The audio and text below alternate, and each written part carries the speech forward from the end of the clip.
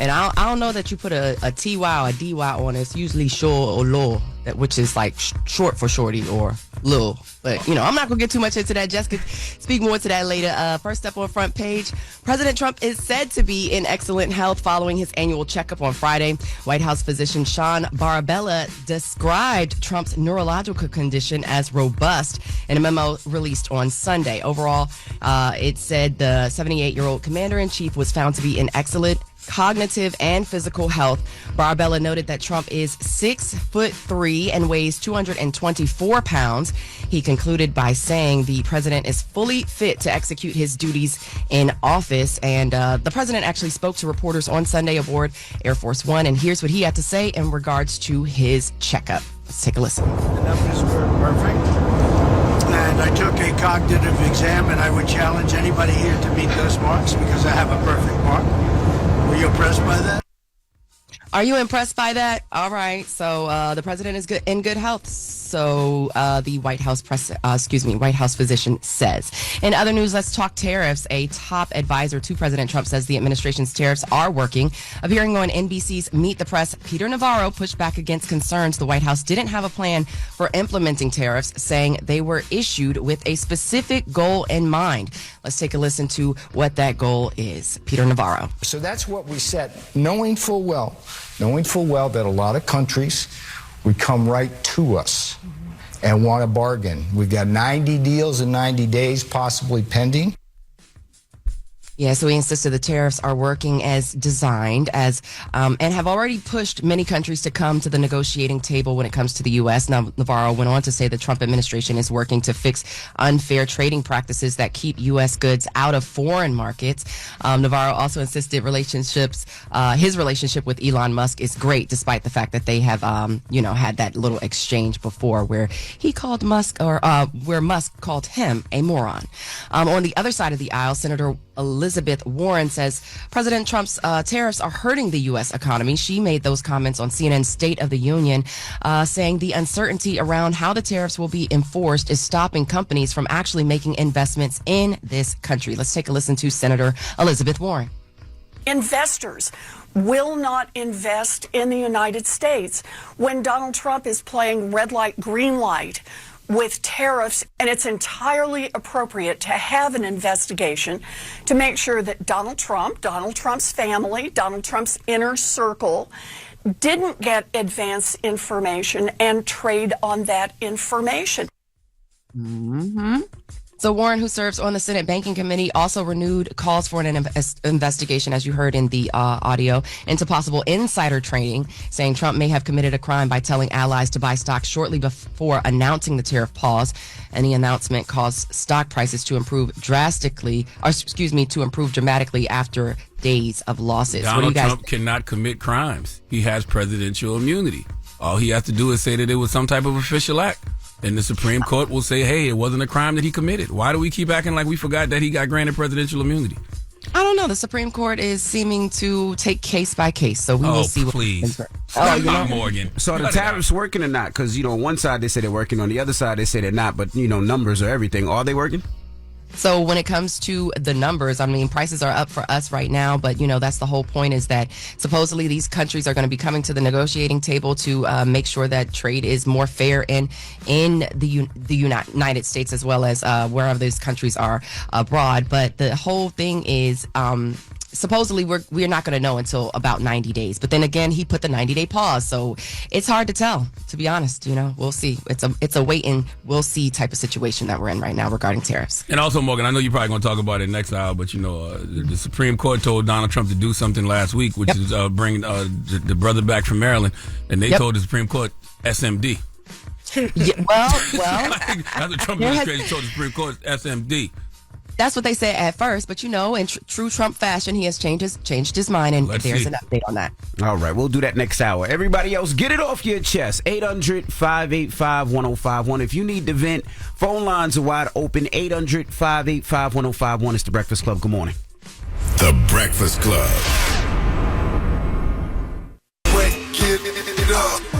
This is your time to get it off your chest. Keep calling. 800-585-1051. We want to hear from you on The Breakfast Club.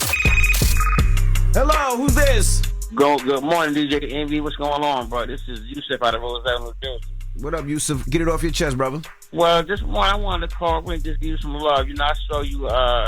You posted the pictures of you and your son at the soccer match or whatever, and you always doing that. You know, I really love seeing black fathers who geek out over their kids. You know, enough of us don't do that. And you know, I myself happen to be the father of the 3 best sons in the world. I feel like every father should feel that way about his sons and his daughters. I know how Charlamagne always spending time with his daughters. You know, everything they took it. They got going on. You guys never ever put your family second. I love and appreciate that. Charlamagne. Yes, sir. Appreciate you, brother. Thank you. Peace, my brother. How are you? Peace, King. What's the word? I was vibing. I was out there. You know, I had my eyes peeled. I never saw that, my brother. You know, we had the conversation on Friday. I know you had to about you watching my trailer, sir. Oh shoot! No, I didn't get a chance to watch it this weekend. Yes, sir. You missed the show money on Instagram. Tag me in it real quick on IG so I can find it real quick. I can't. Okay, hold on. Tag you right now. Yeah, my Instagram is CTHagod, CTHAGOD. I follow you. I know what you come on, but I tagged you like this weekend. And I was just doing the shout out for those who don't know, so I can get some new followers. That's all. Okay, so what I'm gonna do is I'm gonna tag you right now. But listen, Charlamagne, all I want to do is pitch to one of your people. I know you're too busy, you got a lot going on. When you see it, you know what I'm saying. I'm gonna tag you right now, though. But DJ Envy, yes, sir. But I really, really, really want you to know that I really appreciate how you out there with the kids or whatever, and how you, especially showing these young fathers, how you can be having all this going on. At the end of the day, Dad is your number one job, bro. Big up on that. Absolutely. Have a great time doing it, too. Now, Thank you, brother. One last thing, Envy.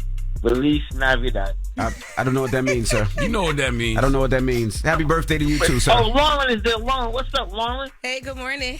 Good morning. And listen, they be on you. I don't like that shit. Don't say. They be jumping you. Listen, your time is your time. And listen, you don't want Mr. Right now. You want Mr. Right. Thank you. You know what I mean? So, like, you know what I mean? You know, I appreciate that. But Charlamagne. Yes, sir. Yusuf. We gotta go, Yusuf. Que pasa? Appreciate you, Yusuf. Envy, why you ain't let me say period? You had to. Come on, city girl. Because you was letting him go. I was trying to hear what he was saying. Dang, Jesus. So mad when I'm getting some love. Hello, who's this? This is Van Blue. Van Blue, what's up? Get it off your chest. Hey, I just wanted to give y'all a shout out real quick. Good morning. Happy Monday. And I just kind of want to touch on those tariffs that y'all alluded to earlier with Donald Trump. I think it's important right now for what he's doing because a lot of people are, worried about the short-term prices increasing and things like that. But you're basically in bed with the enemy. And if you ask anybody with common sense if it's okay to be in bed with the enemy, most people will tell you no. And the tariffs against all countries are basically to avoid China from sending their products to those countries to exploit free trade agreement with those countries. Listen, I hope that the long term, I hope there is a long term plan to this, and I hope it does work out. I'm not sitting here rooting against it, but when we talk about for the moment, people having some pain, you do realize those moments can kill people, right? Like people really can't afford to live. Like that's just a fact. There's a great, I don't know if y'all watch Black Mirror, but I watched the episode of Black Mirror yesterday. That Tracy Ellis Ross is in. Is that the one that Issa Rae was just into? Well, Issa Rae's not in that episode, but it's an anthology series. But Tracy Ellis Ross is in it, and it's literally an episode about how a couple cannot afford to live. That I'm not gonna tell you no more than that, but that's literally what it's about. Some people cannot afford to live, and they have to make a choice on whether or not to stay alive or die simply because they can't afford to live. Well, get it off your chest. 800-585-1051. If you need to vent, hit us up now. It's The Breakfast Club. Good morning. The Breakfast Club. Ray. Yo, Charlamagne, Envy, what up? Are we live? This is your time to get it off your chest. I got an indoor pool, an outdoor pool. We want to hear from you on The Breakfast Club. We can get on the phone right now. He'll tell you what it is. We live? Hello, who's this? Yo, this Chris. Chris, what up? Get it off your chest. Man, I want to big up Vibes Cartel, man. He came, did his thing in Brooklyn, man. That was nice, man. I live in Florida, though, but, man, I'm Jamaican, and just to see that's big for the culture, man. Oh, you didn't go to the show? You just checking in? Yeah, because that's big, man. You know what I'm saying? Jamaican, and just for the dancehall community, man, that's big. You know, everybody came together, no incidents, no problems. It was a great show. He's gonna be out there soon. I think he's got a Miami concert. Yeah, he got a Miami concert and a Fort Lauderdale concert coming up. So you definitely got to check that. Yeah, for sure, man. Big up the vibe, man. Actually, it's May 17th. He'll be in Sunrise, Florida. So definitely check him out. Great show. Hello, who's this? Hey, good morning. This is Shay. Hey, Shay, get it off your chest. So this is a request for Charlamagne. I'm requesting that you stop giving black people Donkey of the Day. That's impossible. That would be discrimination. Donkey of the Day does not discriminate. Exactly, but that's what we do now. We've gotten rid of the E&I practices, so let's stop giving black people Donkey of the Day. That would be stupid. Donkey of the Day does not discriminate. Black people get donkey, white people get donkey, Asians get donkey. That's why we do guess what race it is. Like, no. Yeah, and I feel like it shines a very negative spotlight on black people. We've already got enough negativity on us. Why do we have to spread, well, not we, but why do you have to spread the love and give it to different races when there's enough foolery going on amongst other communities? The fact that you even, here's the thing, right? Are you going to stop talking about black people, period? When you see a trending topic and it's somebody, getting jumped on social media for whatever, are you going to not chime in? Well, I really don't chime in anyway. Oh, you really don't? No, you have to stop, period. That means that if you want me to stop giving black people Donkey today, then you can't ever speak ill about black people in any way, shape, or form, even if they do something stupid. That don't make no sense, right? I don't do it on... No, I don't do that online. Okay. Yeah, I don't speak negative about black people. I don't think it's speaking negative to state the obvious. And please don't make Donkey of the Day a race thing. Okay, Donkey of the Day is about giving people the credit they deserve for being stupid. Well, thank you, Shay. Hello, who's this? Hey, it's Nicole calling from the 843. Hey, Nicole. What part of the 843 you calling from? I'm from Georgetown, but I'm leaving most corner, Charlamagne. Hey, what you got? You got a little boo out there? Don't do that. I got a little job out there. Oh, a little job. Okay. All right. So good morning, guys. Good morning. Good morning, Andy. Good morning, Loren. Good morning. I want to congratulate you on your book. It's Give John a Cake Plus 8, sophisticated version. I like that for you. She said what? Oh, thank you. Loren, it's John a Cake Plus 8. Charlamagne, don't do that. Oh, you talking about? I thought you were talking about Loren. I was like, huh? Yeah, the book comes out tomorrow. Real Life, Real Family. But thank you. Have you got it yet? Well, have you ordered it? Pre-ordered? I got the other one, so I am going to get this next one. Okay, you got Real Life, Real Love. I got Charlamagne books, too. Loren, I do want to say congratulations on your podcast. I love you. I love that for you. And I wanted to mention when you was on Caller's King, and you said you wanted to know, like, why you were so important. And he said, it's your time. That's why you're here. It is your season, and I want you to bask in that. Oh, thank you. And you're welcome. Charlamagne. Yes, I called a few months ago. I called right before Christmas, and I told you guys that, my mom, my sister, and my brother had died all within 4 months. Mm-hmm. I forgot to mention that I went to therapy, and you were the reason why I went to therapy. Oh, dope. Oh, man, that's dope. I'm glad that... Are you still in there, or you just went for a little bit? The insurance ran out, so I'm not in there anymore, but I will go back. Well, listen, go to mentalwealthalliance.org. That's my mental health nonprofit. And we have opportunities for you to receive like free therapy and free grief counseling. Okay, I'll do that. Yeah, go to mentalwealthalliance.org. All right, I hope you guys have a great week. You too, Mama. Sending you nothing but positive energy, love, and light. Get it off your chest. 800-585-1051. Now we got the latest with Loren coming up. We do. Y'all done started some trouble. Well, it was already trouble here, but y'all done stirred the pot. Who? What? 50 Cent and Ja Rule. Girl, that pot been stirring. That pot been boiling hot. Yeah. Y'all reheated it. Don't. Y'all reheated it for the guests. No, we did not. It never cooled off. Anybody that thinks it cools off ain't paying attention, or you must be 12. We gonna talk about it. Okay. All right. That's like Tom and Jerry. That beef is up forever. I had to mute my tweets. I tweeted like, is this going to go on forever? I had to mute the tweets. Yes, it is. Oh, you don't know your history. None. I do. No, we'll talk about it. We'll get into it, y'all. Save it. All right, we'll get into that next. It's The Breakfast Club. Good morning. The Breakfast Club. Morning, everybody. It's DJ NV, Jess Hilarious, Charlamagne the Guy. We are The Breakfast Club. Good morning. Let's get to the latest with Loren. Loren becoming a straight fact. She gets them from somebody that knows somebody. She gets the details. I'm the homegirl that knows a little bit about everything. She be having the latest on this. The latest with Lauren LaRosa. Sometimes she have facts, sometimes she have details, sometimes she have a little bit of everything. Well, it's the latest. On The Breakfast Club. Talk to me. So, Ja Rule and 50 Cent are going, well, I would say back and forth, but 50 Cent hasn't fully responded to Ja Rule yet. But he did respond to the fact that Ja Rule was on The Breakfast Club, and we had a conversation with him about 50 and a few things. Let's take a listen to Ja Rule on The Breakfast Club. You know, I see some of the things that he gets involved in, this fuse on something like grow up, man. You know what I'm saying? Like, when I see the things that he does, and he did the herb smoking, I'm like... How did you feel about that when you saw it? Of course, nobody likes all this goofy but it's goofy you know what I'm saying? So I'm like, I'm not... Preem said it best, because I was hot. You know what I'm saying? I was hot. I was ready to go nuclear and But, I say... So I spoke to Preem anyway, and Preem said, he said, Rule... He said, here's what you got to understand about who we are and what we are. He said, we are masters of self-defense. I said, because I don't want to start trouble, make trouble with people. But if we got to get into it, make it, I'll end it. I'll put it to where it go. I'll take it to the next. So that's why I'm like, you know what? That is the best description of what I am and who I am as a man that I could ever think about.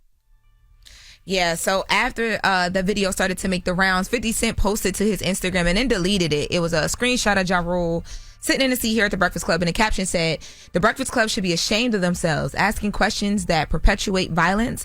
This fool has been getting ready to go what he calls nuclear for 22 years, laugh out loud. Your man in my runts right now." So after this... What is runts? Blunt raps, right? Yeah, it's like, how the YNs be like smoking on your homie. Mm-hmm. That. So then Ja Rule got on Twitter or X and decided to respond. He said he had a day off from tour, so he had time, and then he just started going off. So he told 50 that until 50 does something to the people that shot him, he can't troll no more. Go handle your business like a champ. He told him the SMD. He called him the B word. He said he already ate his lunch, so shut up. Somebody responded to Ja Rule and said, "Just admit that you watch Power, LMAO." Like, calling him a fan. Ja Rule said, "Never seen one episode. He's solid over where he is." He told 50 from now on his name is Boo Boo, and that's what they used to call, because that's what they used to call him on the streets. But really, it was Boo Boo the Fool. He says that 50 Cent is from the streets, from Brooklyn. You Boo Boo from Queens. He says he called 50 Cent a used car salesman. He brought up the fact that he used to be a used car salesman. Everything you do is trash. Not one good music, one good album. After that, trash TV shows, trash everything. Some of these tweets is not really tweeting. He says that he's going to make... He said 50 Cent is garbage, that he's trash. And people were responding to that like, now you know that ain't true. He didn't have some good music and had some hits. And yeah, so he's just been going off on Twitter. 50 has not responded to this yet, but I'm sure he probably might. But he did delete that first tweet. That first Instagram post. It tickles me to watch the new generation, be intrigued by this. Like, we've been watching this forever. This is Cowboys versus Redskins. This is Lakers versus Celtics. This is Duke versus North Carolina. 20, 30 years. This is the Hatfield versus McCoys. That's what Ja Rule and 50 Cent are. And it'll never end. It's never going to end. There'll be 99 with canes going at each other. Right. This will hitting never each other end. with wheelchairs. Yeah, this okay? This will never end. Like, it's a beef that will never end, and I understand it. Yeah. If you know the history between them, you will completely understand. Correct. And I ain't got time to sit here and give y'all no history lessons. Okay. Ja Rule started posting paperwork calling 50 Cent a rat. Like, it was going and going and going and going. I tweeted, I'm like, y'all, I love both of them. Why can't this just end? Oh, I had to mute my tweet. The way the people were like, we don't want it to end, and it's not going. I'm like, well, this will never end. It's not going to end. Like I said, there'll be 99 in wheelchairs and canes going at each other. This will never end. Yeah. Well, and from never mind. Never mind. It don't even matter. None of your business. It's not. It's not. Well, but if you go watch the interview, all I'm gonna say from 50's perspective, when you feel like somebody tried to take everything from you, everything, yeah, not just livelihood, it's just everything. Yeah, it's not gonna ever. It's up forever. It's never. Well, speaking of going up, Gayle King is going to space today. So, as long as weather permits, today, Gayle King will be going up into space at 9:30 a.m. But it's not just Gayle King. This is actually the first all-woman crew to lift off in nearly 6 decades. And they'll be going up via Blue Origin, which is owned by which is owned by Jeff Bezos. Now, in this flight, you have Gayle King, Katy Perry, Loren Sanchez, who is the fiance of Jeff Bezos, Aisha Bowe, Amanda Nguyen, and Carrie-Ann Flynn. So they'll be headed up at 9:30, and there will be a live stream that will be streaming this. That I believe that live stream portal opens around like 8 a.m. On various places where you can watch them prior to and getting on and taking off, and they'll be up there for some time, and then they'll come right back down. I think they're up there for a minute or something like that, yeah. But then they have to, before they go up though, it does have to be cleared, of course, weather and all that stuff, so it's all depending. But I don't know about y'all, but I was thinking about this today. I just asked Charlotte, like, would y'all ever go to space? Nope. Nah. Before I would have, but now I got 6 kids. Nah, I'm all right. I ain't got no reason to be up there. I would love that, but I've done skydiving. I've done all types of stupid stuff before, but not now with the 6 kids. Nah. I saw something yesterday. I was reading this weekend about how they're building like a space hotel that's going to be for like 400 guests, and it's going to have artificial gravity up there. And I'm like, I have no reason to be up there. I'm cool. I like being on islands. I don't need to be in space. I need to be in space. I think it's just the excitement to say you experience it and to see what it is. And they'll actually unbuckle and float in the capsule for about 4 minutes while up there. Oh, so they're up there longer than a minute. Well, yeah, I wish them the best of luck. Can't wait to hear about it. Yeah. You can even show me. I don't need to experience that. I can. Smart people learn from their own mistakes. Wise people learn from the mistakes of others. Not saying that they're making a mistake. I'm just saying that I can learn and enjoy something watching somebody else do it. I'm fine watching them. Yeah. Some people got to walk and some people got to sit down and watch. And I'm down to sit down and watch. I'm down to sit down and watch. I ain't got no business being in space. At all. But I wish them the best, though. Me too. I'm not a thrill seeker like that. Like, life is, hectic enough. I used to be. Like I said, I did the skydiving thing. I did that. Zip line over the safari. I did so many things. It's so crazy because I used to be a flight attendant, but I would never do stuff like that. Did all that stupid stuff before. No. Like, I guess, and plus I deal with anxiety. Like, I don't need to be scaring myself. Yeah. I don't even like going to see horror movies. What the hell am I gonna pay somebody to scare me for? People that go on roller coasters for what? I will. Yeah, I'm a roller coaster person. Oh my God, you don't do roller coasters either. No. Me either. But that one jump out of plane was everything, though. I wouldn't do it again, but it was everything. Yep. Just free floating in the sky. Like Superman. Yeah. The wind hitting you and you just watching everything was beautiful. Hey, man, I saw crack. Do it again. That was all the thrill I needed, okay? I've had guns pulled on me. That's all the thrill I needed. I don't need pop up on you trying to beat you know up. What I'm saying? You've been through a lot over there. You don't need no more. I deserve everything I got. I deserve it all. Period. Okay? You're going to be right here on the ground to live it and feel it. That's right. That's right. All right. You're going to be in space trying to figure That is the latest with Loren. Now, when we come back, we got front page news, and then author Mel Robbins will be joining us, so don't go anywhere. It's The Breakfast Club. Good morning. You're checking out The Breakfast Club. Morning, everybody. It's DJ NV, Jess Hilarious, Charlamagne the Guy. We are The Breakfast Club. Loren LaRosa is here. Let's get in some front page news. Now, if you're an NBA fan, the playoffs begin April 19th. All right, so April 19th, they have the play-in tournament, and then the playoffs begin. So good luck to the New York Knicks out there. All right, what up, Morgan?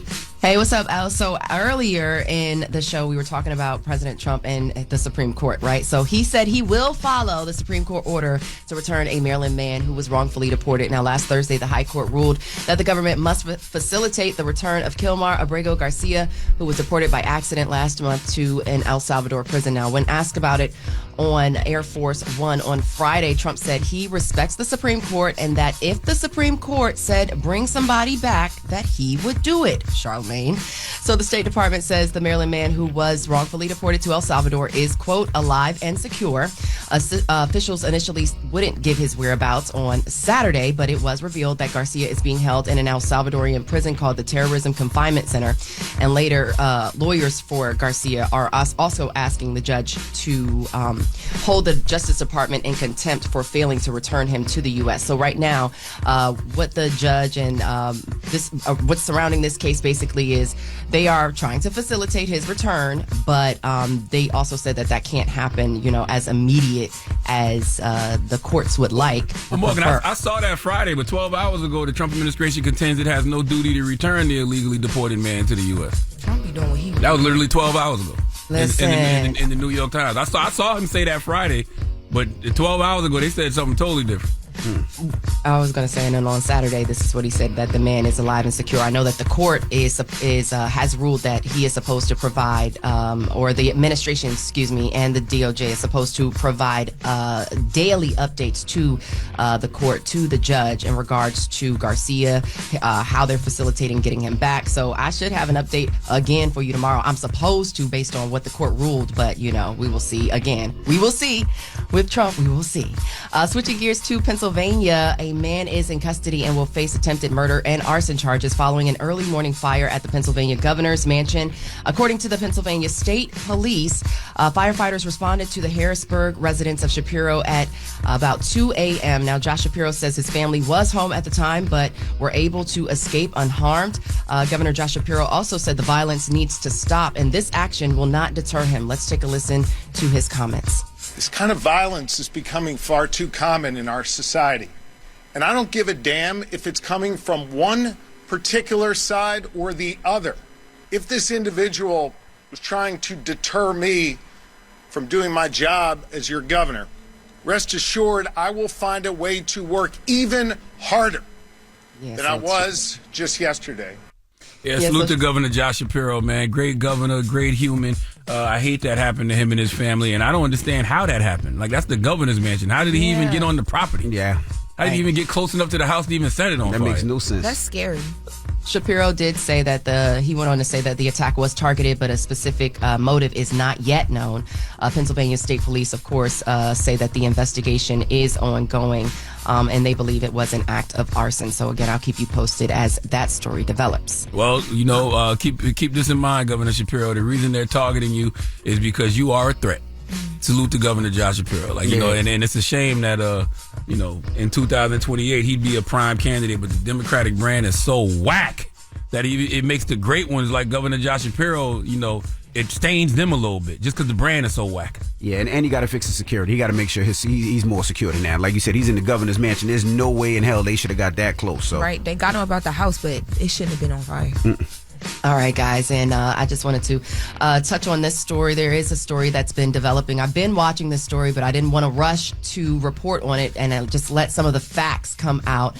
There's been a developing story out of Texas following a stabbing death at a high school track meet. Carmelo Anthony, with a K, no relation to the basketball player that I know of, was charged in a fatal stabbing of 17-year-old Austin Metcalf at a track meet about 2 weeks ago at Frisco's ISD's Memorial High School. Now, his family announced on Saturday that they had hired a new attorney to represent Anthony.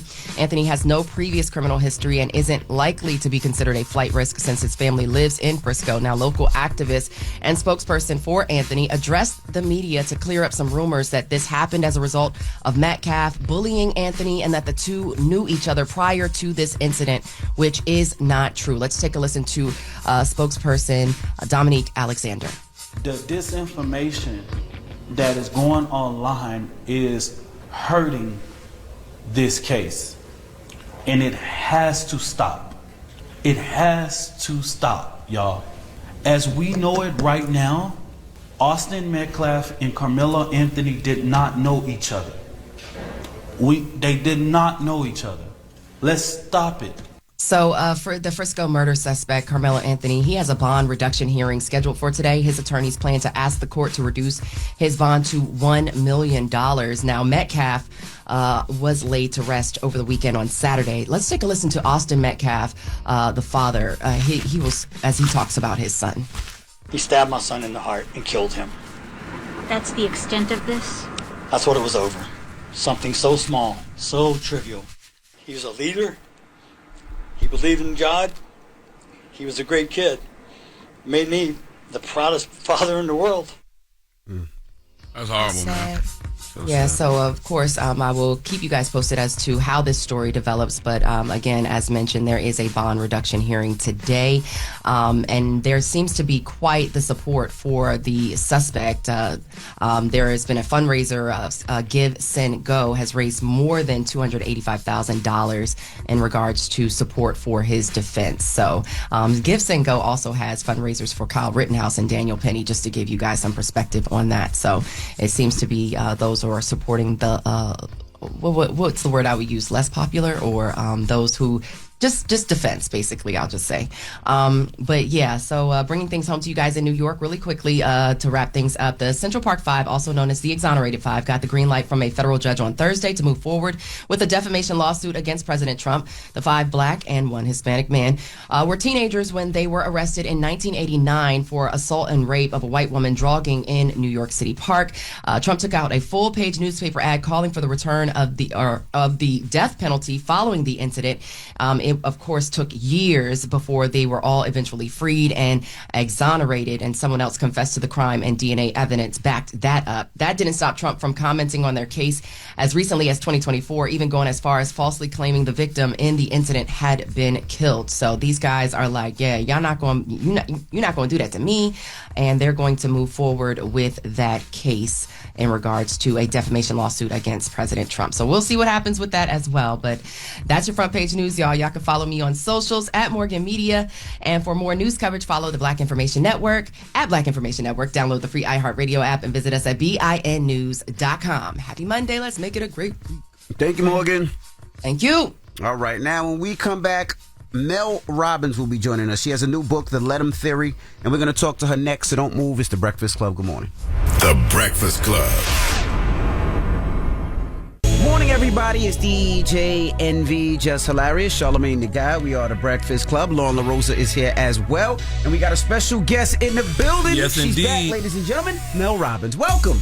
Hey, it's good to see you. How you feeling? Good morning. I feel great. How are you doing? Blessed, black, and highly favored. This is your first time in this studio. You were here Yes. in 2021 when you had the High Five Theory. Yes, yes. But now, millions of books later, #1 podcast in the world right now. Yeah, round of applause. A round of applause, yes. Not bad for a congratulations. 56-year-old woman, you know? Man, it really feels like you've truly arrived. What do you think? You know, the success. What's made all this new success happen? Well, you know, it's not new success. Mm-hmm. Like, what you're seeing is the result of 15 years of just boring, grueling, daily reps. Mm-hmm. Like, that's what nobody wants to understand, is that you can be successful, you can achieve anything you want. You just have to be patient. You have to get up out of bed every single day and put one foot in front of the other. You got to be willing to do the things you don't feel like doing in the dark when nobody's watching, and when you think that it's not going to happen for you. That is what it's about. It's about just consistent small moves, being patient. I mean, there were so many times where I was just like, am I ever going to get out of debt? Wow. Is anyone ever going to notice? Like, am I ever going to get invited to the Breakfast Club? Like, when is somebody going to notice? I'm the sure work this that wasn't I'm doing? your spot that you wanted. Well, no, but seriously, you kind of sit there because, I mean, every one of us have had those moments, whether you're putting out music or you're starting a YouTube channel or you started a business, and it's so easy to look around at what everybody else is doing and think that you're losing some race in life. The real game is with yourself. Right. Can you keep going? Can you say to yourself, and this is kind of how I would keep myself going in those moments, I would say, I refuse to believe that this is how the story ends. I believe that at some point, all of this work is going to pay off. I don't have to know how. I have to believe that it will. And if it hasn't yet, it's not meant to yet. There's some lesson. There's something I'm being held for that I don't know what it is. But if I choose to believe in this moment that things are going to get better, that things are going to turn out for me, that all this hard work is going to pay off, that trying to be a better person is going to pay off, at some point I will look back on my life and say, oh, that's why it didn't happen then. Oh, that's why it took longer. Oh, that's why. Either you weren't ready or God, the universe, was holding you for a different moment. And so, you know, a lot of people ask me, what is this moment about? I think it's about 15 years of ridiculously hard work becoming a better person. I think it's about 15 years of just chipping away at getting out of debt and doing better in my marriage and being a better mother and getting control of my emotions and my mental health, chipping away at building a business. And I truly believe that I was being held for this moment. Like, this 1,000% is my legacy. Well, let me ask you a question, Mel. You talk about the reps. Yep. For you, it worked out and successful and great. What about that person that is just not good? Right? That rapper that is not good. Like, he's trying. That podcast person that is doing the podcast that is just not good. Like, and everybody Good to thinks they're who? good. Good to anybody. Yeah, well, I don't believe that. But when do you stop? Because you're a 60-year-old rapper, like, you know what I mean? Or Maybe. Why can't there be a 90-year-old one? See, maybe what the rapping is for is maybe it's not about rapping. Maybe there is something that you're doing when you are rapping and nobody's coming that is teaching you a lesson about patience. Maybe what it's doing is teaching you to believe in yourself when nobody else does. And every time that you show up and nobody's there, every time you post a video on your YouTube channel that only your uncle and your son are subscribed to, every time you post, you're basically saying, you know what? Screw the world. I believe in myself. I'm doing this for myself. And so for me, when you give the example of like the person who's a rapper who's just terrible, there's lots of people out there doing stuff. They're just terrible. What I love is that they felt called to do something. I don't care if they felt called to do it because they wanted to make more money. I mean, hell, I was working 5-6 jobs back, 15 years ago when we were $800,000 in debt because I needed groceries on the table. I needed gas in the tank. And so motivation to be safe and to make money or because of your ambition, that's a beautiful thing. But at some point you're going to go, I'm not that good at this. Mm-hmm. But I believe, and this is what I think is super cool about life, absolutely every experience that you have in life is leading you somewhere and teaching you something. And one of the reasons why I share so much about what I've learned and the mistakes that I've made, I'm like the villain in every book, is because I'm stubborn. Like it takes a sledgehammer from the universe for me to wake the hell up and stop doing something. Like I literally get so into my groove, whether it's drinking too much or taking my stress out on my kids or being a jealous, insecure friend, that things have to backfire for me to wake up and go, well, guess I better try something different. I want to just set it up about the book, man. There's some books that I believe are must-reads in life. The Let Them Theory by Mel Robbins has been added to that must-read list. My wife got it for me a few weeks ago, and the book is just essentially about how you have to stop wasting your life on things that you can't control. When did you get to that revelation? Oh my God, it was 54. I am a slow learner. And the funny thing is I'm married to the chillest dude on the planet. I mean, I'm married to a man who is not only Buddhist, he is a death doula. Mm-hmm. And like when you want to talk about like a person that can just sit in stillness, I'm like a tornado of emotion. And so I've always wanted to let things go. I've always wanted to not care what people think. I've never known how. And see, when you're stressed or you're easily offended like I used to be, or you have a lot going on, it is very hard to not get wrapped up in what other people are thinking and doing. It's very hard to not let what your kids are going through stress you out. And so, I've been trying to do this forever. I mean, this is not a new idea. The Serenity Prayer is the Let Them Theory. In fact, I sat down with Dr. Martin Luther King III and his wife, Andrea, and they both said, we write about it in the Let Them Theory. They both reflect on the fact that this concept that you have to give up control in order to gain control, that your power is in your response, that this is part of Dr. Martin Luther King Jr.'s legacy, because your response is what dictates who you are. Mm-hmm. It's not what's happening out there. It's how you respond to it with your thoughts and your actions and how you process your own emotions. And so I did not know this until I was 54 years old.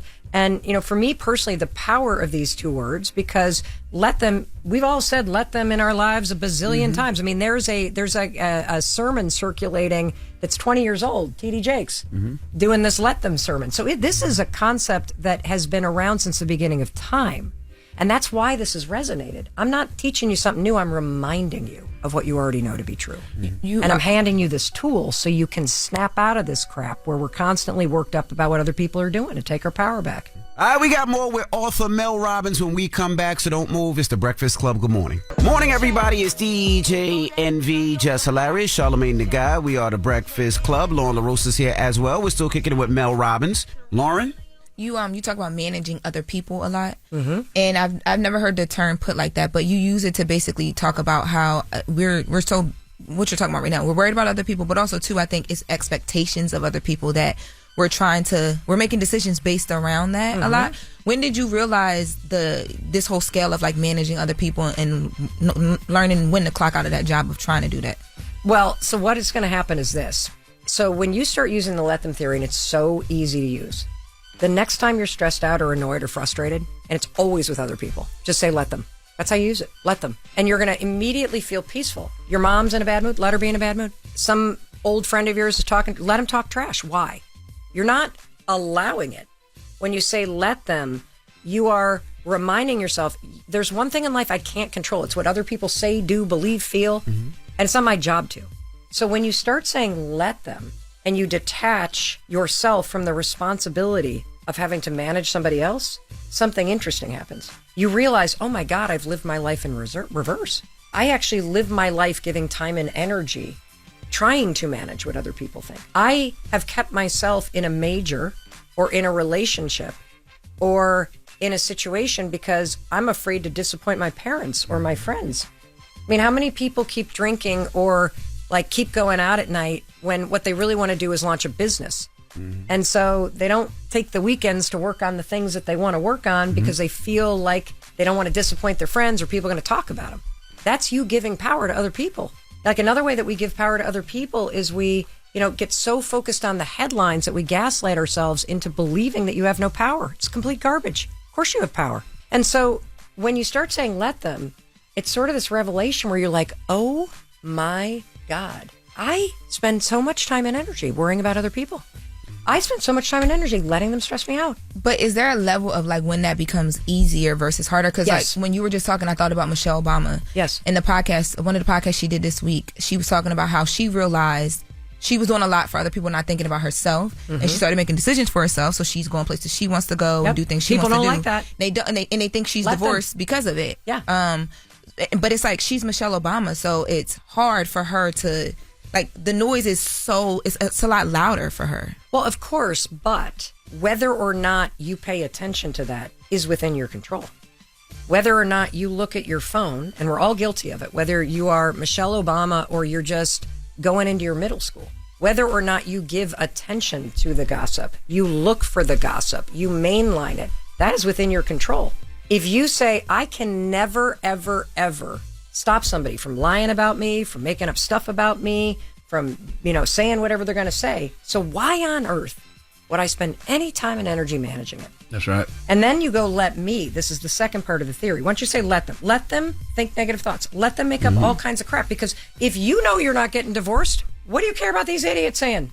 What do I tell Let y'all me all the remind time? myself that I know the truth. And when you know the truth about who you are, you don't think about other people. When you live your life in a way that makes you proud, you don't think about other people. Mel, I tell them this all He told me, you told me to read her book. And I was like, and I already had the book because I think Eddie had given it to us a minute ago. I was like, oh, I got the book. And furthermore, you got it. It will change your damn, I'm telling you, it will change your life because. But you have to get to that stage, right? Yeah. Yes. Because it took me a while process. to get to that stage. It took you a while to get to that stage. He think he was born that way, and I don't think that's true. No one I is used to be a born that way. sociopath.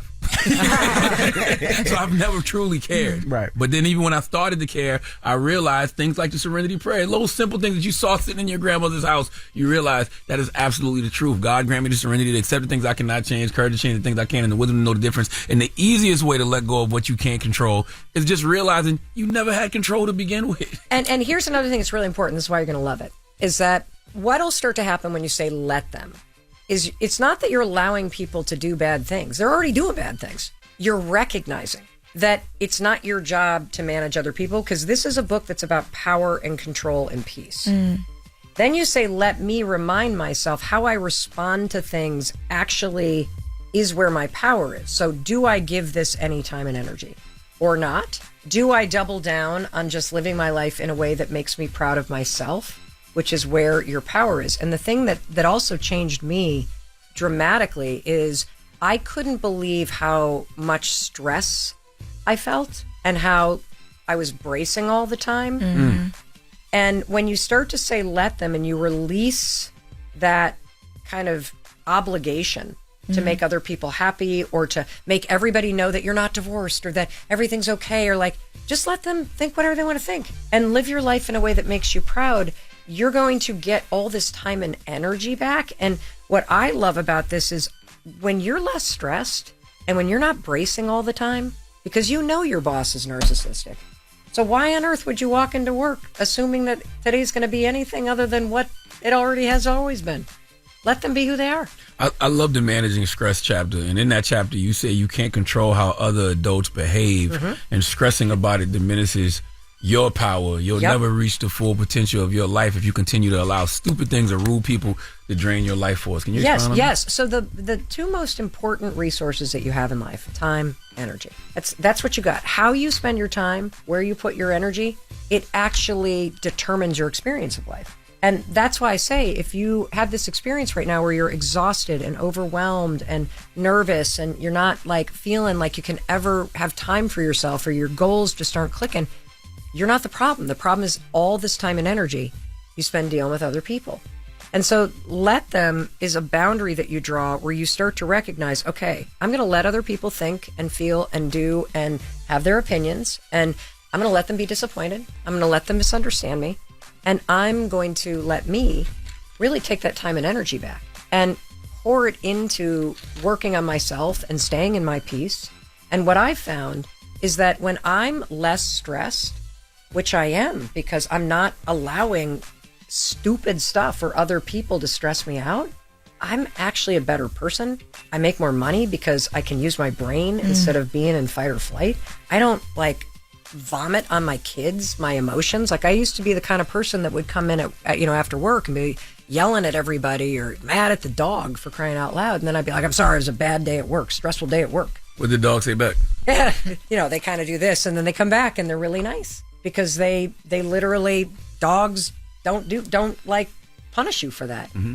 And it's so sad that I used to leave the worst of me for the people I cared about the most and then blame it on the stress of the day that, by the way, when you use the let them theory, you have control over whether or not this stuff gets to you. Mm-hmm. I have a question. Yeah. In chapter 5, you say, let them think bad thoughts about you, right? Mm-hmm. The question with that is, when a lot of people sometimes, especially on social media, right? Yep. Nobody fact checks anymore. Mm-hmm. But that could affect your reputation. That could affect your business. That could affect the way that your kids' teachers look at you or business that comes around. Of course. So what do you do in those instances? Well, so here, this is a very tricky question because you're talking about the PR and the media swirl. PR is a little bit different. In personal, like I think it's really important to understand who you are, whether you're dealing with rumors at a middle school or you're dealing with rumors in your community or you've got somebody in your family trash talking you. In order to repair your reputation, it is better to show than to tell. In my opinion, you prove the truth based on how you show up in life, not based on the words that come out of your mouth. And if there is somebody spreading things about you, the best way to handle it is to go directly to that person and to ask them about it. Because those kind of people, the people that gossip about you, ultimately end up crumbling anyway. That's right. Because it always catches up with them. All right, we got more with Mel Robbins when we come back. It's the Breakfast Club. Good morning. Morning, everybody. It's DJ NV, Jess Hilarious, Charlamagne the Guy. We are the Breakfast Club. We're still kicking it with Mel Robbins. Her new book, The Let 'Em Theory, is out right now. Charlamagne? You were in the book, you talk about how you felt paralyzed by imposter syndrome, especially when you were teaching the 5-second rule. I wonder what's changed since then. Like, what gives you the confidence and authority now to feel like you can go out here and teach the let them theory? That's a great question. So, you know how, first of all, imposter syndrome is deeply misunderstood. Mm-hmm. So, imposter syndrome does not mean that you don't belong in the room you're in. Imposter syndrome means you actually want to be in the room you're in, and there's skills or there's experience that you need to gain in order to dominate in that role. Imposter syndrome is actually not self-doubt, it's ambition. And so... Explain that a bit, because it's always been said the other way. Yeah. And so if you really think about it, if you walk into a room and you don't feel imposter syndrome, it's because you don't want to be in that room. You don't care what people think about you in that room. If you walk into a room and you feel a sense of imposter syndrome, it's because you care about what people think about you in that room. It means your ambition wants you to succeed in that room. I was like push to stay sharp because you're trying to, okay. And also like, hey, I want to actually succeed around people like this, which means what are the skills I need? Mm-hmm. And what I started to understand, and I think it explains a lot about why I am who I am, is that we're all the same. Everybody is dealing with the same stuff. Yes, it's easier if you have more money and more resources, but at the end of the day, everybody's got a family member that they're worried about. Everybody has ambition they're not tapping into. Everybody has things that they want to pursue in their life, and they're kind of letting themselves down a little bit. Everybody struggles with a little bit of uncertainty and anxiety at times. Everybody has hopes and dreams and feels a little discouraged and overwhelmed. And when you start at a baseline that people would love to thrive, and people thrive when they can. And if they can't, I believe it's because they're discouraged, or there's some skill building or some experience or, some mentorship that's missing. That's it. But that you're built to thrive. And so when you really start at that baseline, I make it a practice, by the way. This is one thing that'll change your life. When you go into a public bathroom, two things. I always leave the space better than when I found it. I always... You clean up public bathroom? It depends now, Mel. No. I Literally, I bathroom. that's why I don't go into that stall, but okay. I literally, no, just hear me that's out. a let them. I gotta let. Because if somebody destroys, especially women, if somebody destroys a seat, pees all over it, and then they leave, that is a human being that is so disconnected from the interconnection of the human experience. You are leaving that for another person. And so making sure that you don't leave your mess for another person, making sure that you just kind of wipe down the counter. And then here's the second thing. If there is a human being cleaning that bathroom, please look in the eye and say thank you. All the time. All the time. Thank you. All the time. That right there is a simple thing that will make you start to shake out of that woe is me or that stress or that overwhelm. Let them know you appreciate and see what they're doing, because it changes who you are. And then you start to see all day long that there are, I can't look at you because I'm going to cry. People are just walking around disconnected. Mm-hmm. And the power of starting to be the one that wakes people up. Hey, I always get an elder. Hey, how's everybody doing? It's shocking how we have gotten so far away from that sense of community. And there's actually research around this. They call it either weak ties. I call them warm connections. Those people that you see in the building every day that you say hello to. The person that's walking the dog that you know the name of the dog in your neighborhood. These relationships matter because they make you feel human again. When you feel the impact from what you're doing with your book and the Let Them theory, you just got emotional, not even just about your impact, but just talking about just change in the world. How does it make you feel? Do you take a moment just of gratitude and be because I saw all the tattoos in the book and I was like, that's so fire. It's hard to make people actually believe something that's not tangible. One of the things that, for me, I spent so many years hating myself and feeling like I was a really bad person. And when you get stuck in life, it's easy to think you're the only one. And so I'm just literally on a mission to share whatever I can share and give people access, just like you guys give people access to incredible thinkers and experts and resources. Your work is reaching somebody halfway around the world that doesn't even have a toilet in their house.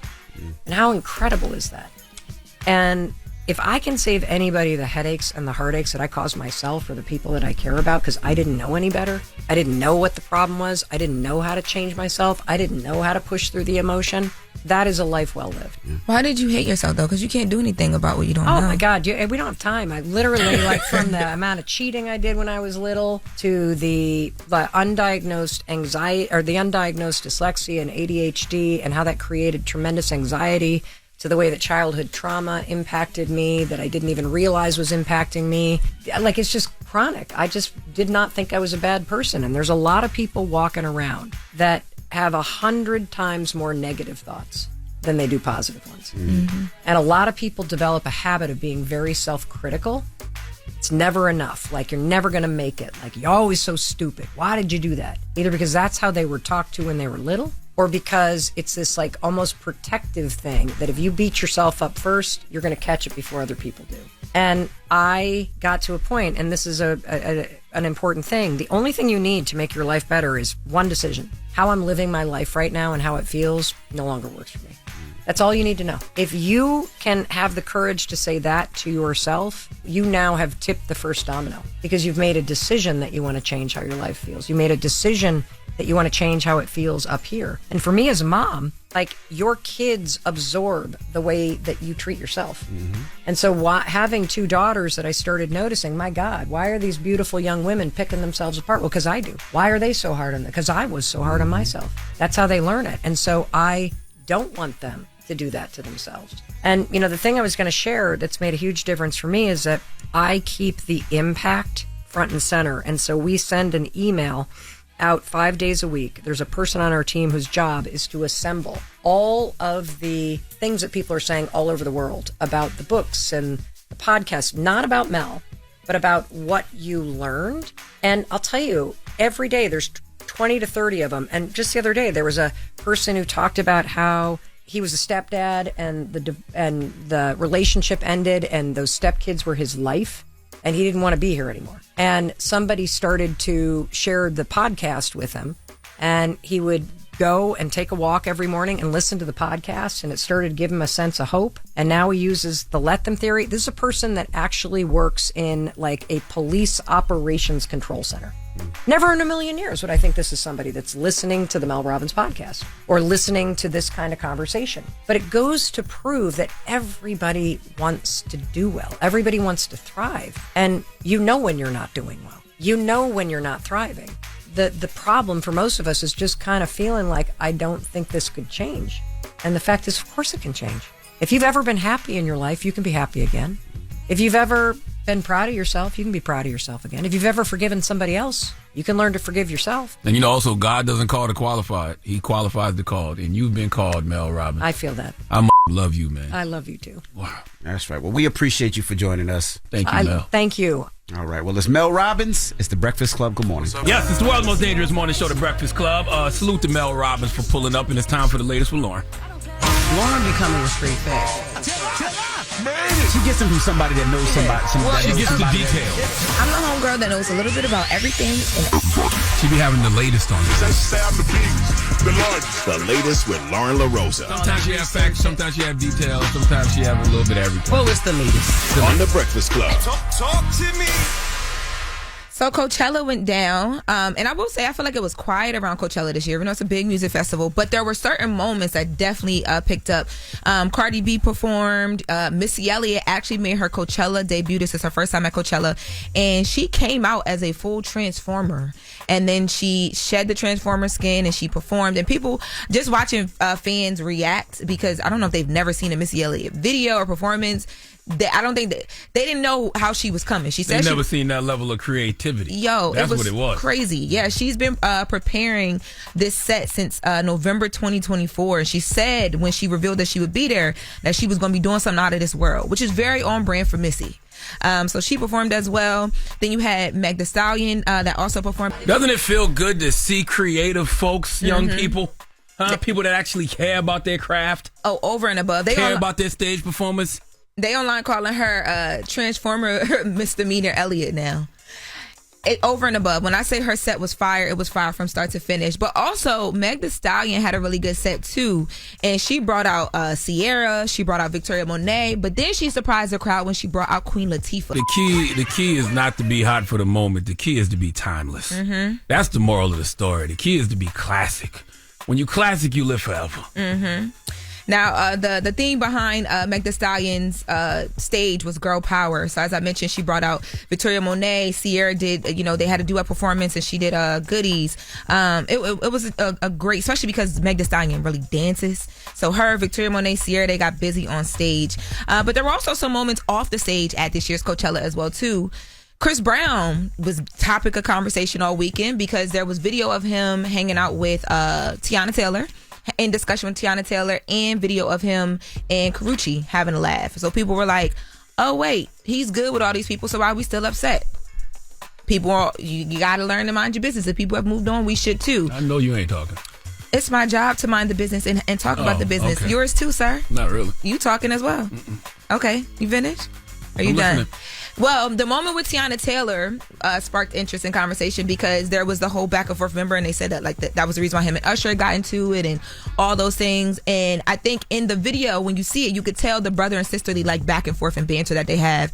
And then, of course, in the video with Karrueche, he's formerly dated her. There's been some accusations there as well, too. They're laughing, joking, having a good time. And now the people are flooding Karrueche's comments talking about, girl, go get your man back. It's funny that we think we know these people because these are the moments that we see them. We don't. Mm-hmm. They might have been talked.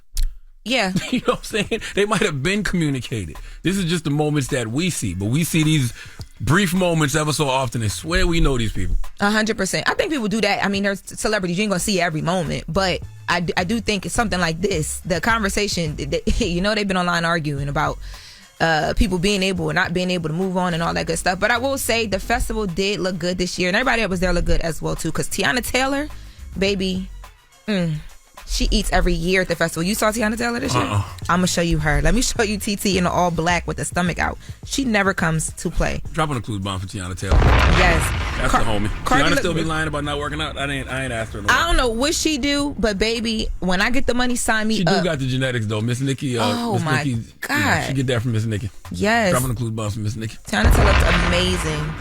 Yeah, so that's your recap of Coachella. Okay, well, thank you, Loren. You're welcome. 4 after the hour, we got Donkey of the Day, and I need Cody Palmer of Harrisburg, Pennsylvania, to come to the front of the congregation. We like to have a word with him. It's the Breakfast Club. You're checking out the Breakfast Club.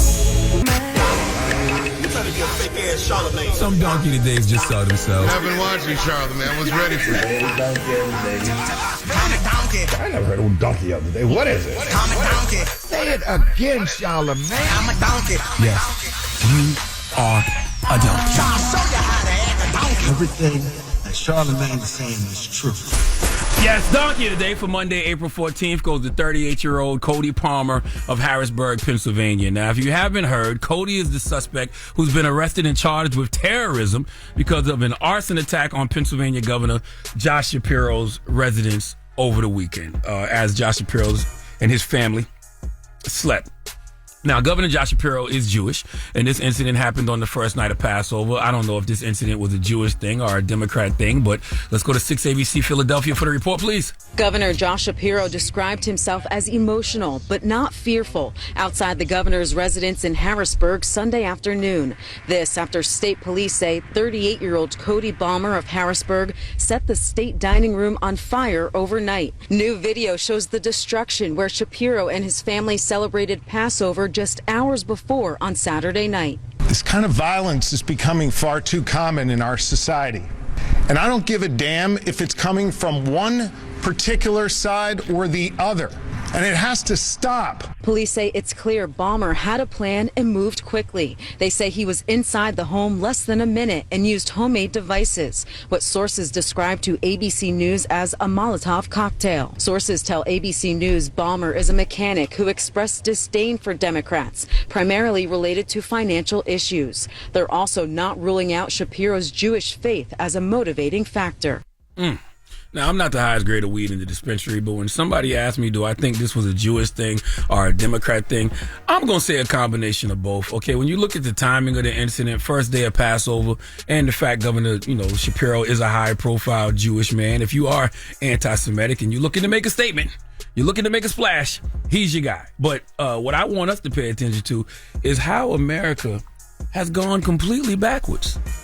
In a lot of ways, I don't even know if we've gone backwards or if a lot of these racist cancer cells were just laying dormant in the body of America. They were just in hibernation, okay? And they were just in a hibernation-like state. And now they've been coaxed out of their slumber because of the current political climate in this country. Don't get me wrong, it's always existed, okay? But man, what happened to Governor Shapiro and his family could happen to anybody who is a member of a marginalized group in 2025. Dr. Martin Luther King Jr. said it best: an injustice anywhere is a threat to justice everywhere, and this was a complete injustice. And those words couldn't be more fitting, because one of the first times I heard about something like this happening was when it happened to Dr. Martin Luther King Jr. January 30th, 1956. Martin Luther King Jr.'s wife and child were inside when his home was firebombed. All praises due to God, neither of them were harmed, okay? Malcolm X, February 14th, 1965, his house was firebombed. He had his wife and 4 daughters in the house. By the way, to all the simple-minded digital D-heads out there,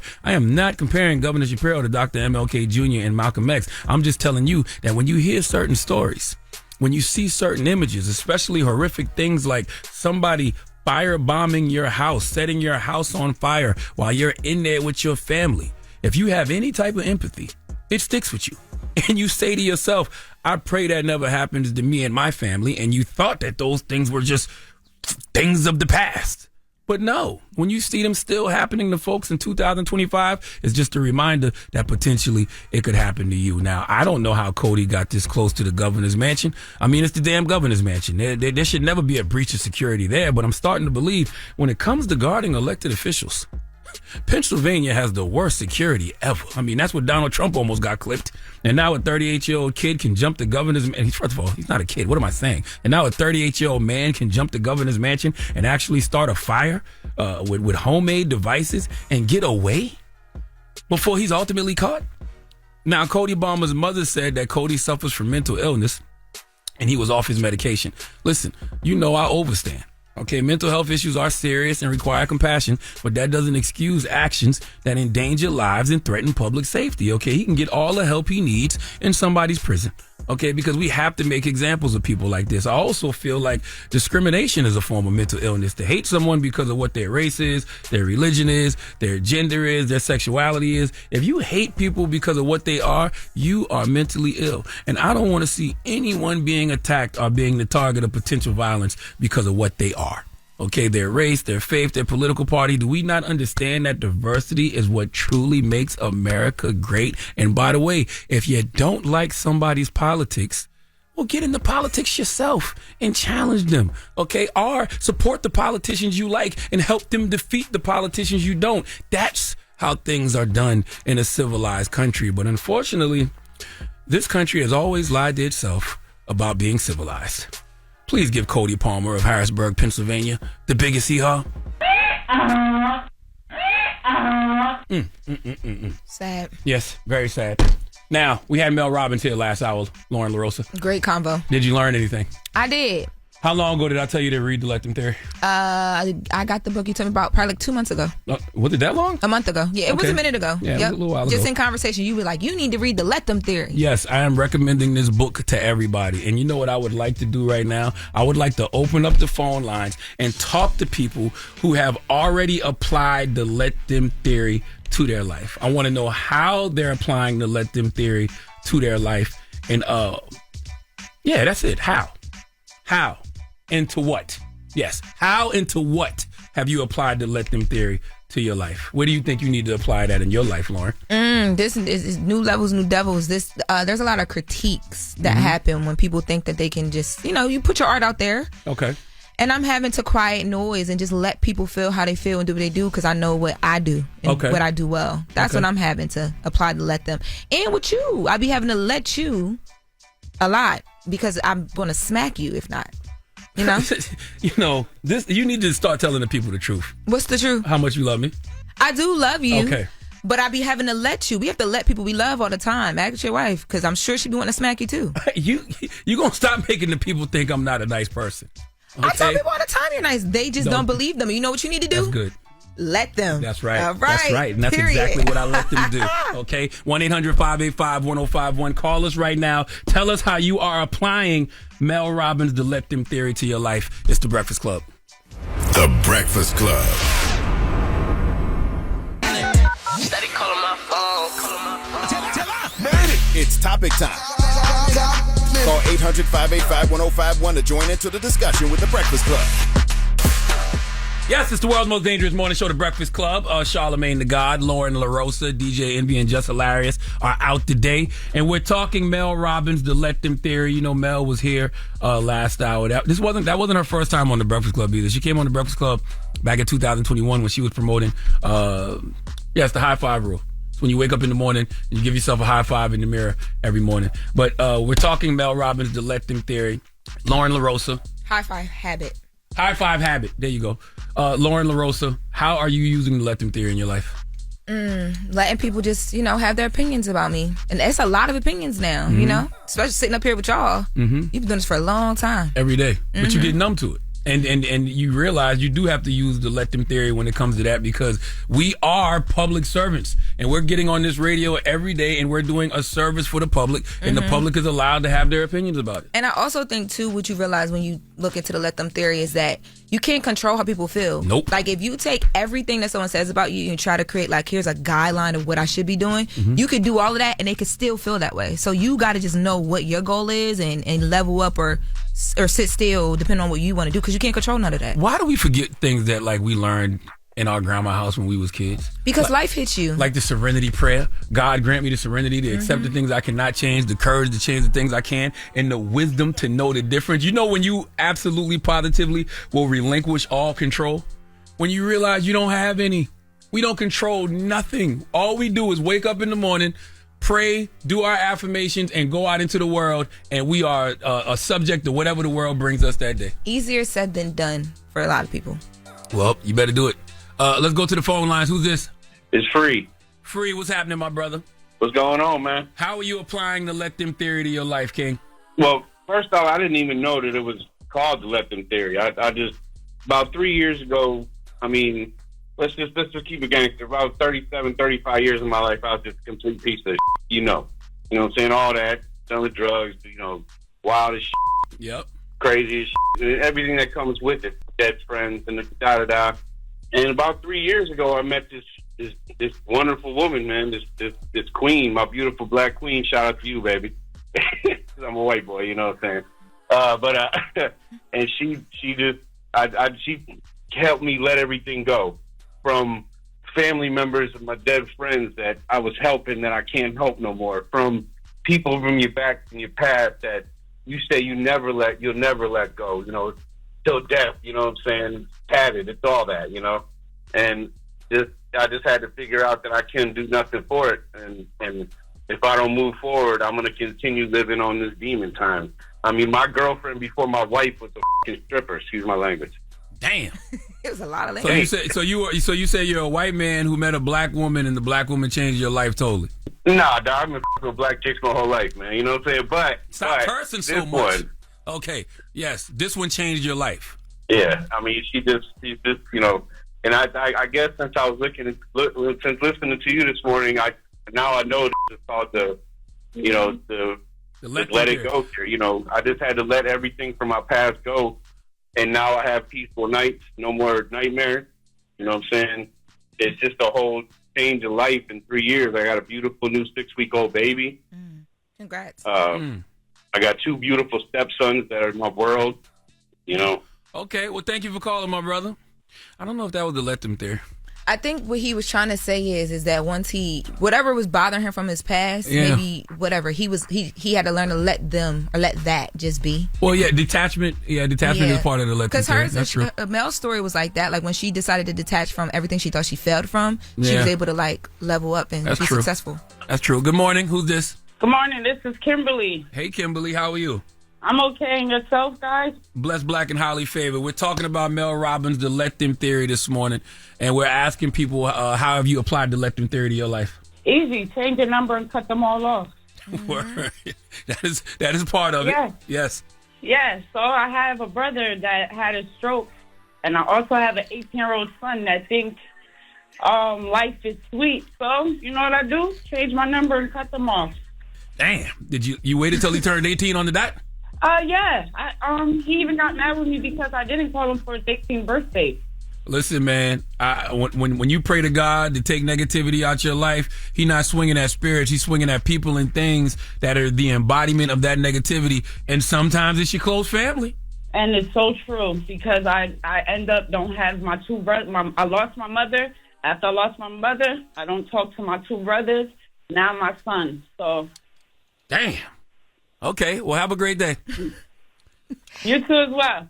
Charlamagne. Okay, well, have a great day. What I'm supposed to say to her? She lost her. She ain't got nobody. Just have a great day. But she made a choice. It's not like she said she made the choice to cut them off. It's not like they died or something. I went to prison. Like, she made a choice.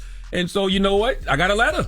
People are really moving variables in our life. Like, you don't have to have certain people in your life. And the first 2 callers is all about people.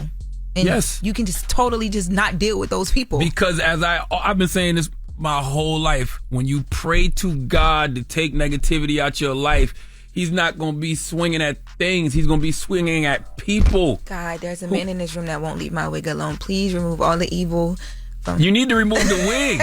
If you remove the wig, you remove the evil. Please, I feel where the evil lies. So it's a trickery that you spoke about in the Bible. I feel it every day. Please remove the demons and the spirits. Call us right now, 1-800-585-1051. Tell us how the Let Them theory has been applied to your life. It's The Breakfast Club. My G. If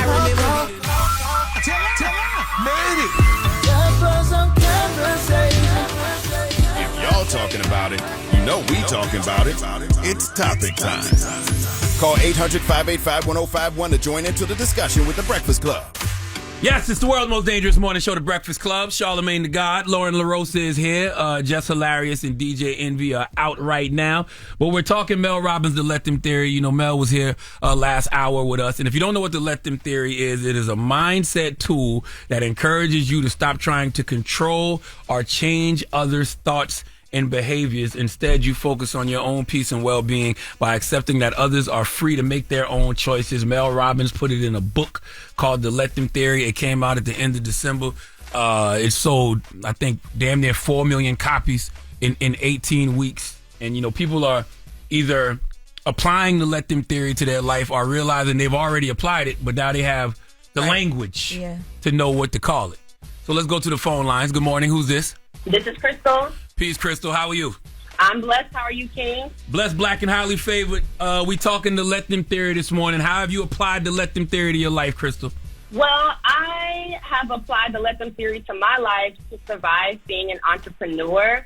I just quit my job in healthcare to focus on, like, being a serial entrepreneur. I went from songwriter to screenwriter. And, you know, there's a lot of discouraging things out here, but I let them doubt me. I let them do things for clout on the internet to try to make it seem like they're doing things and they're not. I try to let all my haters, you know, let them tear me down because nothing they do is going to prosper anyway. That's right. And I just try to stay proud.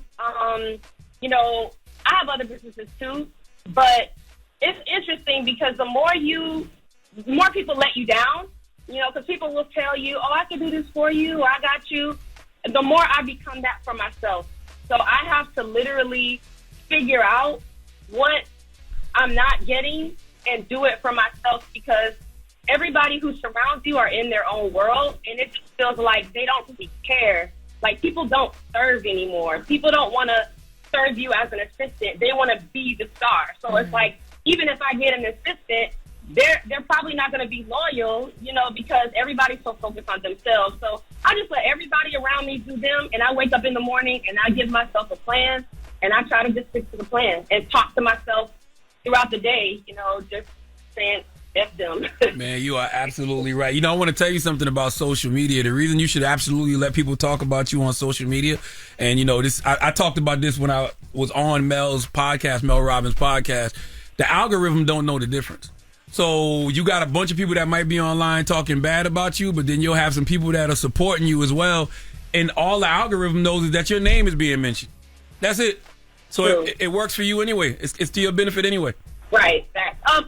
Charlamagne, while we're on the topic of books and you love books, can we get like a book list from you? Because I'm trying to buy a bunch of books that are healthy for mental health and all that. So I just want to ask you that because I'm in my book reading phase.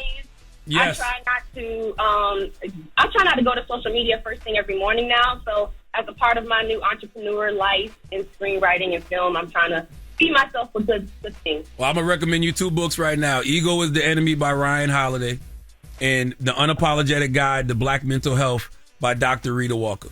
Got it. Ooh, thank you. Yes, ma'am.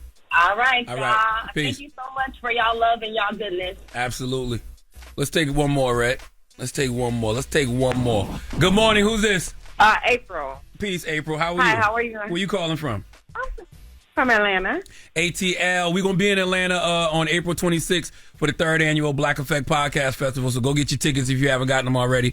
Sarah Jake Roberts will be on that stage doing her Woman Evolve podcast live. Okay? But we're here to talk about Mel Robbins and the Let Them theory right now. How have you applied it to your life? So I haven't read the book, but I did hear one of her podcasts, so I became familiar with the Let Them theory. Mm-hmm. And applying that for myself, a lot of people I feel have slept on me and, you know, just kind of treat me a certain type of way. And I let them by continuing to be myself showing up with love and light, and they eventually, some of them, have turned around and seen the deep down that I'm just moving the way that I am, and that's how I am. So they kind of change their perspective by just me being myself. So I let them have their feelings and whatever, for whatever reason, and I'm just letting them be them, and I'm continuing to move the way that I do. Oof. That's all you can do. Have a great day. You as well. Thank y'all. And that's literally what the let them theory is. It's literally a mindset tool that encourages you to stop trying to control or change other people's thoughts and behaviors. That's it. Can't.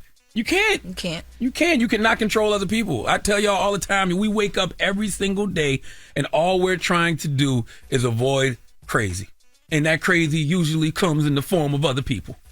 I thought you were about saying it usually comes from Florida. It does, though. That too. But we love Florida. We like going to Miami. We like going to Disney World. You know, so it's still the same thing. But listen, go out there and get Mel Robbins to Let Them Theory. She don't need me to promote her book. This book is, selling like crack in the 80s. But it is a fantastic read. And it's one of those books that I'm recommending to everybody. You really are. You told me about it way before I even knew she was coming up here. Because sometimes, we forget. Like, to me, you just need these simple reminders. Like I always tell, we talk about the serenity prayer all the time, right? Mm-hmm. And we know what the serenity prayer is. But sometimes we forget that. And we just need to be reminded that we're not in control of anything. So just let people be who they are. You think we getting better? Because you yell at us all the time. Us, me, Jess, all the producers up here. You think we getting better? No. That's why I'm going to keep yelling at y'all. You just like to yell. Tell people I'm not a mean person. You really just old and be yelling. Like, I've told you that I think you got better. Okay. Jess needs work. Envy definitely needs work. It's still a little bit. Leave Envy alone. Why didn't you add Envy in it? I'm just saying. Y'all care a little bit too much about the opinions of other people. That's all. Okay. That's all. That's all. Me and my edges, we gonna be chilling. We got the latest with Loren coming up. We do. What you got? Vibes Cartel, he made history. He did it. The big return back to New York after 20 years. There's some big moments, including the fact that Drake gifted him this like OVO chain. It's one of two. Only him and Drake have it. And I got all the details about everything. How long it took to make it. I got all the details. So hold on. It's only 2 chains? Yeah, so it's... Well, tell me when we come back. It's the latest with Loren when we come back. It's The Breakfast Club. The Breakfast Club. That's right. It is The Breakfast Club, the world's most dangerous morning show. And now it's time for the latest with Loren. LaRosa. Loren becoming a straight fact. She gets them from somebody that knows somebody. She gets the details.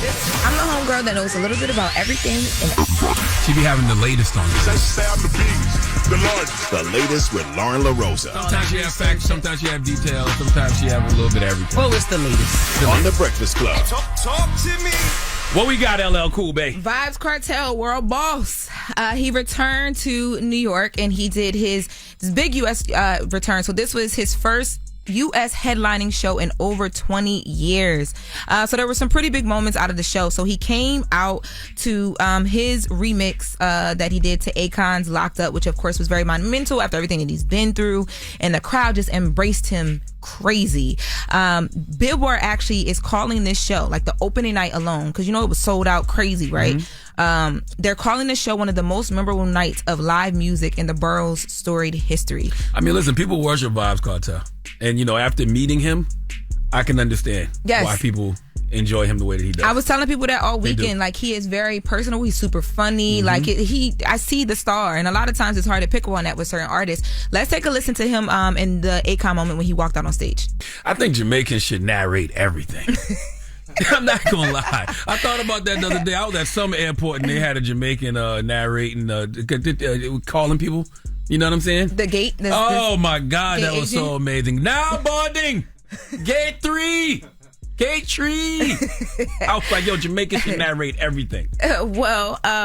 Also throughout the night, he brought out some different people, of course. Little Kim hit the stage one of the nights. Neo, Shinsia, Fab, Spice. Of course, he can't come and not bring the dance hall queen, Spice.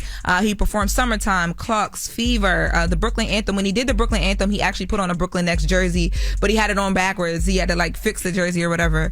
But he also did his song, Mama, and he brought his mom out when he did it. He goes down on one knee. It was just a good moment, because the song talks about everything they've been through and what they don't have to go through no more. And she's caressing him and they're in front of all these people. But there was a moment during the show where he got so emotional he couldn't finish the song. He was performing his song "God Is the Greatest" and he broke down. Let's take a listen. Life is so rough sometimes. But me glad you hear me cry. Let it up, the general. Cry, go on, pray. Yeah, and the Lord is around us, and the blessings around us. I may not care who like me, but just I want to show love. God, the Lord is around us, and the blessings around us. I may not care who like me, but just I want to show love. Oh, variation friend. I mean, can you imagine? Right. You know, you've been in prison for 13 years, thinking that you're never going to see, the freedom again. Right. And then you actually get freed, of course. Absolutely. Get free, and you sell out 2 back-to-back shows at the Barclays Center. 19,000 people is what that stadium holds. Come on, man. Cardi B was also in attendance. DJ Envy went with his wife Gia. Now, you know who also was there in tears? Safari. Safari was there in tears. He said, Vibes is his hero. Seeing him on stage in that big return made him emotional. Why would you make me laugh? It was a really emotional moment for Safari. But yeah, so shout out to Vibes. I don't have a problem with that. I saw people killing Safari for that, but Safari has always shown and expressed his love for Vibes Cartel. So why you laugh? Because I was thinking about something that happened last week when Vibes was here. I know what you Exactly. I know what you So that's what I was laughing at. I don't know if we wanted to share it. No, I'm not. Okay. So another moment that happened, Vibes Cartel was gifted these OVO chains from Drake. They were like a surprise special gift from Vibes to Drake. Now, I spoke to Alex Moss's team. Alex Moss is the jeweler who created these chains with Drake. And from what I'm told, it took 7 months to make. Drake came up with the idea and brought it to Alex to bring it to life because he wanted to, give Vibes a big welcome home gift. Drake was involved in the process of customizing the jewelry from the beginning. Alex Moss and his team work with Drake a lot, so he trusts Alex's creative vision and his taste when it comes to taking the lead. Why would Vibes want an owl? Vibes he's a huge supporter of Drake. He backed him in the Kendrick Lamar. He talks a lot about Drake. What that got to do with the owl though? But continue. It's like, you know what I mean. Continue so I can keep hating. So it's a 14 karat yellow gold. They have like some camo on it, and printed in it in diamonds because the whole Vibes the General. What else? There's so many details. Drake really took a time on this. There's only 2 created. There's one for Vibes Cartel and one for Drake himself. Drake actually. Yep. Now, why is Vibes the only other person with that type of owl? What about Chumps? What about 40? And Party? And Preem? And Baka? They would like a new owl. It's something special for the world boss. Wow. Don't do that. Why can't they have an owl nobody else has? They probably do. You all in their owl business. You want one, boo? No, I don't. Okay. I'm just like, why just him and Drake? Okay. I'm just trying to figure this out. Like, what's the connection? He's a huge icon that he looks up to. But yeah, so it was a good gift. I tried to get the pricing, but they ain't doing all that. They said it's priceless. Mm-hmm. So shout out to Drake on that gift because that one's super viral as well, and it's a great owl. Now, as we wrap up, can I do one of the clips that we had? Really quick, I also wanted to answer the question. A lot of you guys were trying to figure out why Joe Tacopina, who is now representing Wendy on the personal attorney side, was denied the ability to go to dinner with Wendy. I feel like some people thought that this was a retaliation thing from her conservatorship. Well, Joe Tacopina called in to talk to us exclusively today to explain it. Let's take a listen. There may have been a motivating factor to Sabrina Morsi canceling that dinner, which could have included the fact that I was there. Because the last thing they want to do, guys, is see me inside that courtroom. I'm not going to be gentle about how Wendy's being treated. As far as that dinner, Wendy, myself, and Alex were supposed to have dinner that night. At the last minute, literally, as Wendy was dressed and ready to leave her room, she was told she couldn't go by Sabrina Morsi because Alex was testifying the next day at a hearing. So therefore, she couldn't see Wendy in person that night. So if the whole point was they couldn't get together the night before her testimony, as if somehow Wendy would influence Alex's testimony, which is ridiculous, it wouldn't really make sense to cancel that dinner because they could have just been on the phone. While I don't know if they knew I was going to be at that dinner, it just seems highly coincidental. Baby, they got Wendy in a chokehold over there, don't they? They're trying to show her something. We also, real quick, we also asked them too about the money, because people were trying to figure out, Wendy's been saying that Sabrina uses her money to hire these high-powered attorneys and blah, blah, blah, blah, blah. So I was like, well, wait, so Sabrina's letting her pay you? Because if they don't want you there, they ain't going to let the money flow. And he said that Sabrina's not paying him. Wendy's family is actually, and him are taking care of that. But he didn't want to go into it. He said that that's something between him and the family. He's not worried about the money right now. He's just trying to make sure Wendy's straight. I'm sure we'll hear more on the latest with Loren podcast. Oh, period. Some of these clips is going right on over there. And I told y'all in today's episode that we would have Joe call in. So I hope you guys have enjoyed the bounce between the two platforms. And we do got some more exclusive clips from my conversation with Joe Tacopina that will be on tomorrow morning's episode of The Latest with Loren LaRosa, the podcast. Make sure you subscribe to The Latest with Loren LaRosa on the Black Effect iHeartRadio podcast network. And speaking of that, we have the third annual Black Effect Podcast Festival happening Saturday, April 26th in Atlanta at Pullman Yards. Go get your tickets at blackeffect.com/podcast festival. Some of your favorite podcasts are going to be on that stage. Tank and Jay Valentine will be on there with the R&B Money podcast. Sarah Jake Roberts will be on there with the Woman Evolved podcast, plus a whole lot more. So go to blackeffect.com/podcast festival to get your tickets. And the People's Choice Mix with DJ Envy is up next. You're checking out The Breakfast Club. Yes, it's the world's most dangerous morning show, The Breakfast Club. Charlamagne the God, Loren LaRosa. DJ Envy is gone. He had to go out doing some book trapping. And Jess's son's born day is today. Mm-hmm. Ashton, right? Yeah, Ashton. It's either today, yeah. I think. Yeah, Ashton turns 13 today.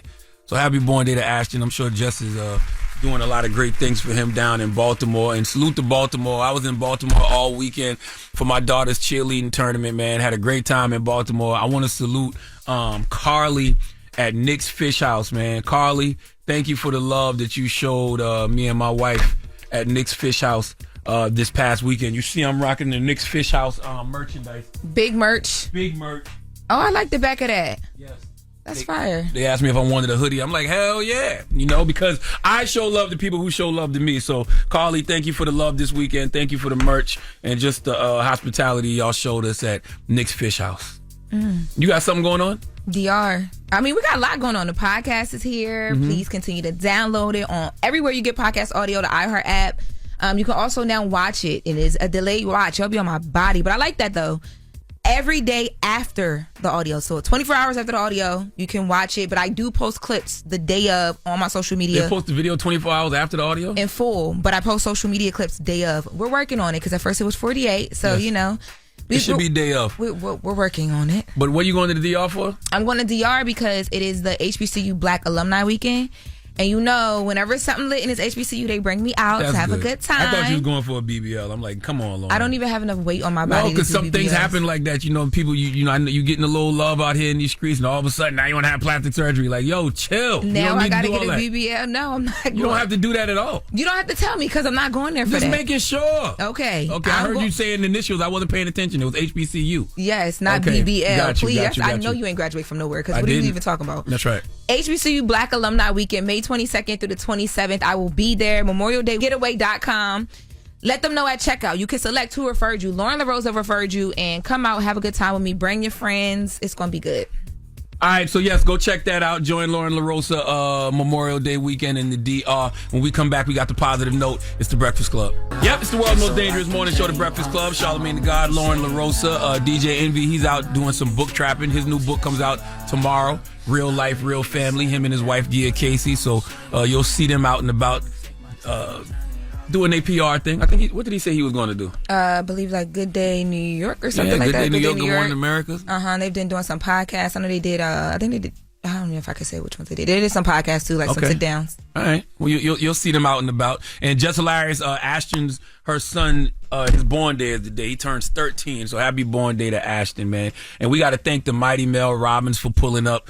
Her new book, The Let Them Theory, is available everywhere you buy books now. It's sold damn near 4 million copies in 18 weeks. That's power. Do you know how crazy that is? That's power.